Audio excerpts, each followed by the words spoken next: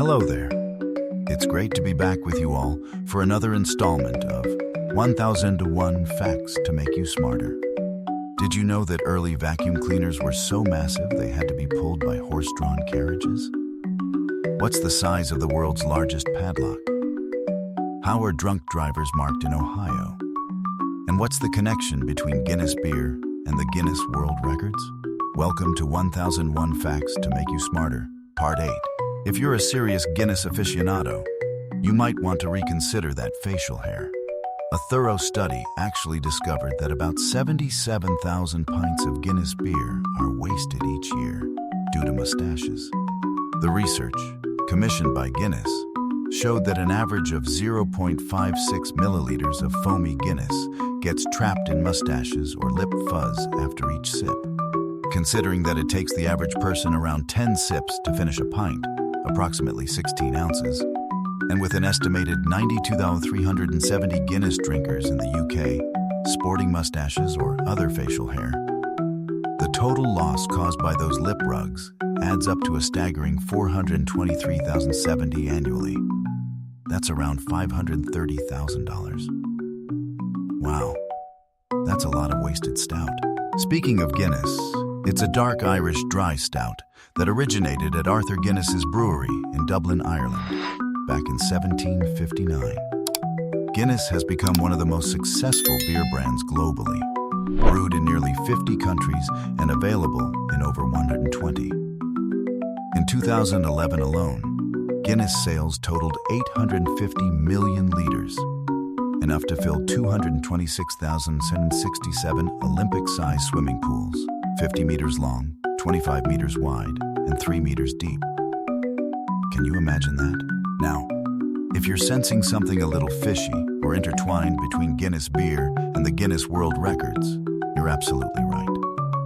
There's definitely a connection. The idea for the Guinness World Records was conceived by Sir Hugh Beaver, the managing director of Guinness Brewery in the early 1950s. The story goes that during a shooting party on November 10, 1951, Sir Hugh missed a shot at a golden plover.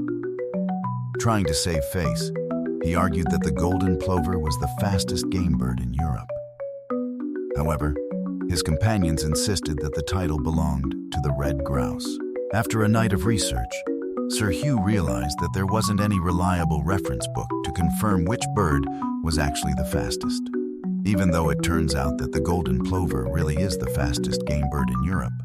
Sir Hugh, being a savvy manager, realized that countless questions and topics were being debated nightly in pubs without any authoritative source to settle them. He believed that a book answering questions like, "What is the fastest game bird in Europe?" would be a massive success. Sir Hugh's idea became a reality when one of his employees discussed the concept with twin brothers Norris and Ross McWhirter, who ran a fact-finding agency in London. The brothers were tasked with compiling what would eventually become the Guinness Book of Superlatives, and now Guinness World Records. By May 1954, 1,000 copies had been printed and distributed internally. The first publicly available Guinness World Records book was published on August 27, 1955, and instantly became a bestseller in the UK during Christmas. In 1956, the book was launched internationally and sold over 70,000 copies in the United States alone. Since then, the Guinness World Records book has sold over 100 million copies in over 100 countries and has been translated into 37 different languages. Talk about $1 million idea. Amazing stuff. If you think those canister vacuum cleaners with wheels that roll around your house are bulky, you might be shocked to learn that the first generation vacuum cleaners were so big they couldn't even fit inside buildings and had to be pulled around by horses. Seriously. The first non-manual vacuum cleaner in the world was invented in 1901 by a British engineer named Hubert Cecil Booth. It was nicknamed Puffing Billy. This machine used an internal combustion engine running on gasoline to create a vacuum and a cloth filter for collecting dust. Pretty much the same basic principle as modern vacuum cleaners. The difference was that Puffing Billy didn't have brushes or bristles on the end of the suction hose. It was also too bulky to be brought inside homes. Later, Booth improved his vacuum cleaner by equipping it with an electric motor. Even so, the machine was still as big as a vending machine and needed to be pulled around by a horse. And if all that wasn't enough, Puffing Billy and its electric version required a crew of 4 to 6 people to operate, despite all the bulk, noise, and fuss. Wealthy British ladies in the early 20th century considered these machines the perfect way to keep their homes spick and span. They would throw vacuum cleaner parties, where wealthy friends would gather, sip tea, and occasionally lift their feet so that the vacuum cleaner operators could clean the carpets with the long hose connected to the machine parked outside the house. So, you're wondering what to do with all that money? Here in the United States, specifically in the state of Ohio, drivers who are convicted of driving under the influence, DUI, get a special designation, a different kind of license plate, with a yellow background and red letters and numbers. It's often referred to as a party plate. Regular Ohio license plates have a white background with blue letters and numbers and a red border. This special type of plate was officially introduced in 1967 for drivers who had repeatedly been convicted of DUI offenses. The purpose of the party plate was to alert other drivers and law enforcement officers to the fact that these drivers had a history of drunk driving, hopefully making everyone a little more cautious around them. In 2003, the law was amended to be even stricter, requiring drivers to use the special plates even for their first offense. This immediately led to a lot of backlash, mainly from drivers who were now required to have party plates on their cars. They argued that people with party plates were being ostracized and unfairly ridiculed.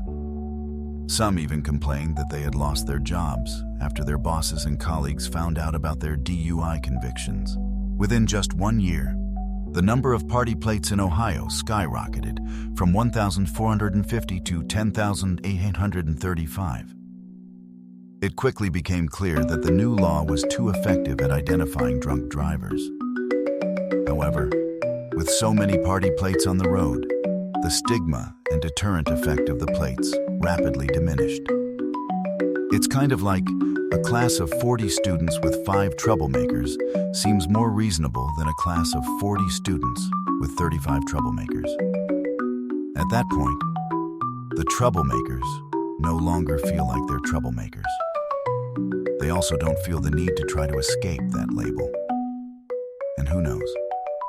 Maybe the non-troublemakers would be the ones who are ridiculed for being too different. It's like that saying, if the whole world is naked and you're the only one wearing clothes, you're the weirdo.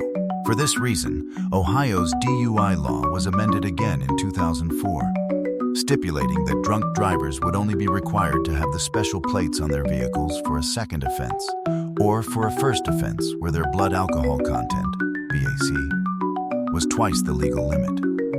The duration of time that these party plates are valid lasts from 6 months to 1 year, depending on the severity of the violation. Ever wondered what kind of padlock superheroes would use? What kind of lock would the Hulk from the Avengers, Ben Grimm from the Fantastic Four, or even Thanos need to keep their stuff secure? Well, here you go.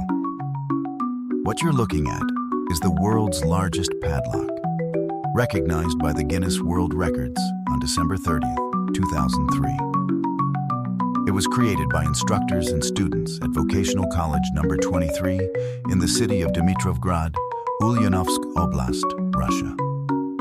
The lock is 144.3 centimeters, 56.8 inches, tall, 105 centimeters, 41.3 inches, wide, 26 centimeters, 10.2 inches, deep, and weighs 415.5 kilograms, 916 pounds, including the key. It's important to note that the decorative detail on top of the lock is not included in the overall height, because it's not considered an integral part of the lock. However, this isn't even the largest padlock out there. One of the largest padlocks that is actually used to lock something, not just created to set a world record, is located in Kolkata, the capital of West Bengal, India.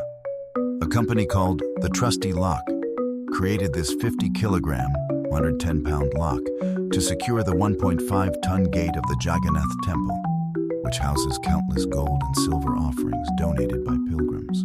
But if we're talking about a freestanding and functional lock, the title of the world's largest padlock probably belongs to one in Pakistan. Built in 2002 by Haji Ghaziabad, this giant padlock is 3.5 meters, 11.5 feet tall, 1.37 meters, 4.5 feet wide, 63.5 centimeters, 25 inches deep, and weighs a whopping 890 kilograms, 1,962 pounds. The key alone weighs 80 kilograms, 176 pounds, and requires 2 people to carry it.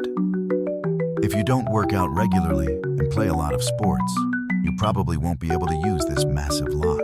You've just finished watching part 63 of 1001 Facts to Make You Smarter, brought to you by BrainPop Universe. Let us know what you think by leaving a comment below. Have you ever made it into the Guinness World Records? If you like this video, remember to like and share it enthusiastically. Don't forget to subscribe to the channel and hit the bell to be notified when there's a new video. Until next time, goodbye.